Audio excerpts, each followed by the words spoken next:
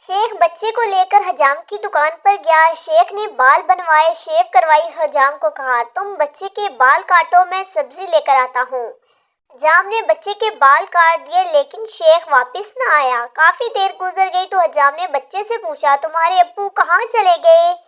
بچہ بولا وہ میرے ابو تو نہیں تھے۔ حجام تو پھر وہ کون تھا؟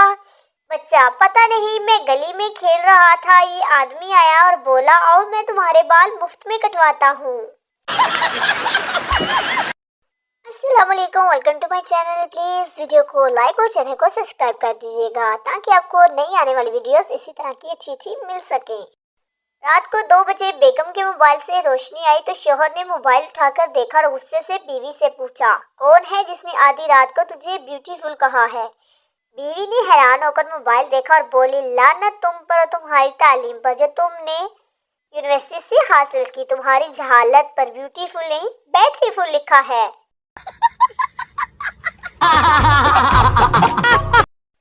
ایک بہت بڑے ادیب کی شادی ہوئی، اپنے کمرے میں گئی، بہت گھبرائے ہوئے تھے، سمجھ نہیں آ رہی تھی کہ بیوی سے بات کیسے شروع کروں۔ پھر تھوڑی دیر کے قیام کے بعد ڈرتے ڈرتے بولے جی تھوڑی دیر پہلے آپ سے شادی ہوئی تھی، بس اسی سلسلے میں حاضر ہوا ہوں۔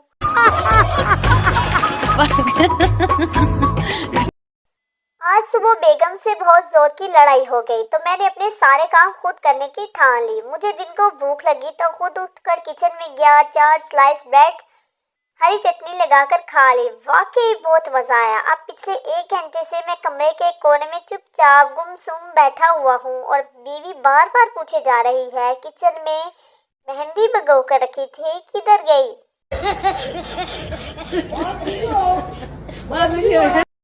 پٹھان کی شادی ہی، وہ شادی کی رات بیوی سے دور جا کر بیٹھ گیا۔ بیوی جی کیا ہوا؟ پٹھان ہم نے قسم کھائی تھی کہ ہم شادی کے بعد کوئی غلط کام نہیں کرے گا۔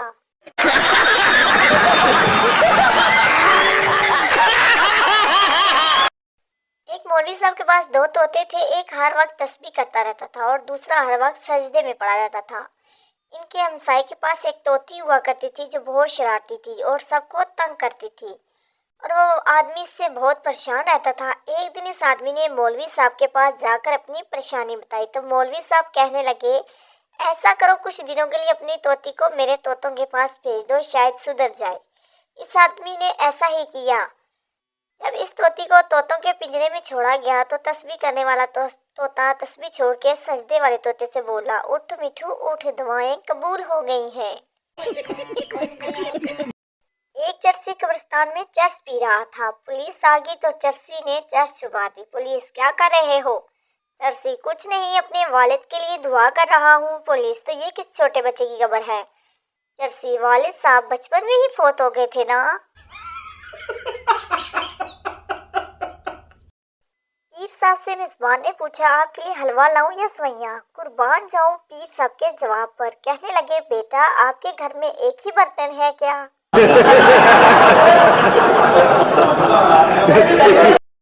یہ گھر سے ہر وقت ہنسنے کی آوازیں آیا کرتی تھیں۔ بیوی اپنے شوہر سے بولی سیکھو کچھ، انہی سے ہی کچھ سیکھ لو۔ ایک دن اس نے اپنے ہمسائے سے پوچھا بھائی آپ کے گھر سے ہمیشہ ہنسنے کی آوازیں آتی ہیں، اس خوشحال زندگی کا راز تو بتائیں۔ آدمی بھائی چھوٹا سا راز ہے، تمہاری بھابھی مجھے جوتے سے مارتی ہے، اگر اس کا نشانہ ٹھیک لگے تو وہ ہنستی ہے اور اس کا نشانہ غلط لگ جائے تو میں ہنستا ہوں۔